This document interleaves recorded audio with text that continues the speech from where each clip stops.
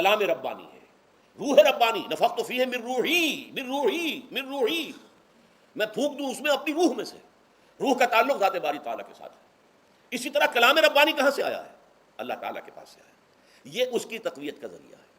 اب عام حالات میں کیا ہوتا ہے، ہمارا یہ وجود حیوانی چھایا ہوا ہے ہمارے وجود کے اوپر، بیچاری روح جو ہے دبی رہتی ہے، پسی رہتی ہے. اگر خدا نے خواستہ ہم گناہ گار بھی ہیں، گناہ پر گناہ کا ارتکاب کر رہے ہیں، تو وہ روح جو ہے وہ قلب کے آئینے شیشے کے اندر ہے. فیہا مصباح المصباح فی زجاجہ الزجاجۃ کأنہا کوکب دری. قلب جو ہے ایک شیشے کے مانند ہے جس کے اندر روح کا چراغ جل رہا ہے. اب اگر یہ اوپر جو شیشہ ہے اس پر دھواں آ گیا، لالٹین کی چمنی پر دھواں آ گیا، تو روشنی باہر تو نہیں آئے گی. اگر انسان گناہ کرتا ہے تو قلب پر رین زنگ آ جاتا ہے، یا حضور نے فرمایا ایک داغ لگ جاتا ہے، اور گناہ کرتا ہے اور داغ لگتا ہے، اور گناہ کرتا ہے اور داغ، یہاں تک کہ بالآخر پورا قلب سیاہ ہو جاتا ہے. اب وہ روح اندر بند ہو گئی، وہ دفن ہو گئی. اس کے لیے اب ضروری ہے کہ اب ایک پروگرام ایسا دیا جائے جو ریورس ہو جائے. دن میں روزہ رکھواؤ تاکہ وہ جو اینیمل انسٹنکٹس ہے وہ دبے. تو جب یہ وزن جو ہے اس کے اوپر کم ہوگا تو کچھ سائی آف ریلیف اسے ملے گی.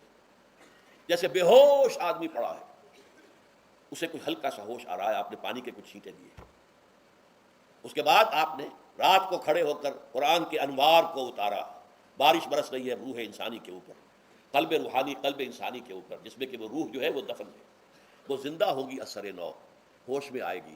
اور ہوش میں آئے گی تو دو کام ہوں گے. ایک تو اسے قرآن کی عظمت کا احساس ہوگا، یہ قرآن میری حیات تازہ کا ذریعہ بنا ہے. میں دب گئی تھی، میں پس گئی تھی، میں بے ہوش تھی، میں نیم مردہ تھی. اس قرآن کی بارش نے، یہ ترشح جو ہوا ہے مجھ پر، اس نے مجھے حیات تازہ عطا فرمائی.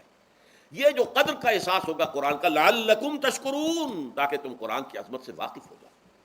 ایک انسان بھوک کی وجہ سے اس کا شوگر لیول اتنا گر گیا کہ بے ہوش پڑا ہوا. اب ظاہر بات ہے کہ آپ اسے کچھ پانی کے چھینٹے دیں گے تو کچھ ہوش میں آئے، پھر غذا دیں گے اور وہ پوری توانائی پر آئے گا، تو معلوم ہوگا اسے اس غذا کی کیا قدر و قیمت ہے. اگر آپ کو بھوک ہی نہیں لگتی تو غذا بے معنی ہے. پیاس ہی نہ لگے تو آپ کو کیا معلوم کہ اس پانی کے اندر کتنی بڑی عظمت ہے، یہ میرے لیے کتنا بڑا انعام و احسان ہے اللہ کا. وہ تو پیاس پر جان پر بنی ہوئی ہو، اور پیاس اس وقت آپ کو ایک گھونٹ پانی کوئی دے دے تو آپ کو معلوم ہوگا دنیا و مافیا سے بڑھ کر ہے یہ ایک گھونٹ پانی جو مجھے ملا ہے. اسی طرح جب روح دبی ہوئی تھی حیوانی وجود کے بوجھ تلے، جبکہ وہ نیم خوابیدہ یا نیم بے ہوش یا بالکل بے ہوش تھی، وہ دن میں تو روزہ رکھ کر اس پر سے حیوانی وجود کا وزن کم کیا گیا، اسے ایک ریلیف ملی. رات کو قرآن مجید کے انوار و برکات اس میں جذب کیے گئے تو اس کو پوری توانائی حاصل ہوئی. اس پوری توانائی کا پہلا نتیجہ تشکر، قرآن کا شکر. الحمدللہ الذی انزل علی عبدہ الکتاب ولم یجعل لہ عوجا. پھر وہ قلب کی گہرائیوں سے نکلے گا. سارا شکر اس اللہ کے لیے جس نے اپنے بندے پر صلی اللہ علیہ وسلم کتاب نازل کی اور اس میں کوئی کجی نہیں رکھی، کسی طرح کی ایش پیش نہیں. یا تبارک الذی نزل الفرقان علی عبدہ لیکون للعالمین نصیرا. بڑی بابرکت ہے وہ ذات جس نے اپنے بندے پر فرقان نازل فرمایا تاکہ وہ تمام جہان والوں کے لیے نذیر اور خبردار کرنے والا بن جائے. یہ قرآن کی عظمت کا احساس. اور ظاہر بات ہے جس قدر کسی نعمت کی قدر و قیمت کا احساس ہوگا اسی قدر تو آپ شکر ادا کریں گے. اگر آپ نے کسی بچے کے ہاتھ پر ہیرا رکھ دیا، اسے کیا پتا یہ ہیرا کس بلا کا نام ہوتا ہے، وہ سمجھے گا کانچ کا ٹکڑا ہے. لیکن اگر کوئی واقعتاً کوئی جوہر شناس ہو، جوہری ہو، اس کو آپ ہیرا دیں گے تو اسے معلوم ہے کہ مجھے کیا چیز دی گئی ہے. اس کے اندر جو شکر پیدا ہوگا وہ اس بچے کے اندر تو نہیں پیدا ہو سکتا جسے معلوم ہی نہیں. تو قرآن مجید کی اصل عظمت سے انسان واقف کب ہوگا؟ جبکہ اس کے ذریعے سے اس کی روح کو ایک حیات تازہ مل جائے اور اس طرح وہ پروگرام ریورس ہو جائے جو عام طور پر چل رہا تھا. ساری توجہ اپنے جسم پر، اس کے تقاضوں پر. جسم میں تھوڑی سی پھنسی نکل آئی ہے، بھاگ رہے دوڑ رہے ہیں اس کے علاج کے لیے. کوئی اور مرض لاحق ہو گیا، بھاگ رہے ہیں دوڑ رہے ہیں اس کے علاج کے لیے، بڑی بڑی فیسیں بھی دے رہے ہیں. ساری جسم کی پرواہ ہے. روزانہ نہا رہے ہیں اور اچھے سے اچھا صابن لا کر نہا رہے ہیں، وہ جسم کی پرواہ ہے نا، اس کی دیکھ بھال ہے.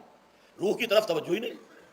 یہ ہے وہ بات جو کہی گئی ہے سورہ حشر میں، اور جسے علامہ اقبال نے پھر اپنے فلسفہ خودی کی اساس اور سورس قرار دیا ہے. وَلَا تَكُونُوا كَالَّذِينَ نَسُوا اللَّهَ فَأَنسَاهُمْ أَنفُسَهُمْ أُولَٰئِكَ هُمُ الْفَاسِقُونَ. دیکھو اے مسلمانوں، ان لوگوں کے مانند نہ ہو جانا جنہوں نے اللہ کو بھلا دیا تو اللہ نے انہیں اپنے آپ سے غافل کر دیا، اور یہی لوگ فاسق و فاجر ہیں. یہ سوال پیدا ہوتا ہے کہ انسان اپنے آپ سے کہاں غافل ہوتا ہے؟ کیا اپنے وجود حیوانی سے غافل ہوتا ہے؟ کیا بھوک لگتی ہے تو ادھر ادھر منہ نہیں مارتا، غذا کو حاصل کرنے کے لیے کوشش نہیں کرتا؟ پیاس لگتی ہے تو کیا پانی یا کوئی اور مشروب تلاش نہیں کرتا؟ کوئی بیماری لاحق ہوتی ہے تو کیا اس کے علاج کی طرف توجہ نہیں کرتا؟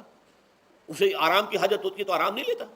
اپنے اس وجود سے تو غافل نہیں. کون سے وجود سے غافل ہوا ہے؟ وہ روحانی وجود سے غافل ہے بھول گیا کہ میرے اندر روحانی وجود بھی ہے اور اس کا تعلق ذات باری تعالیٰ کے ساتھ ہے۔ اس نے سمجھا کہ میں بس حیوان ہوں، نرا حیوان ہوں، اپنے اس وجود کی اصل حقیقت ہی سے بے خبر، غافل۔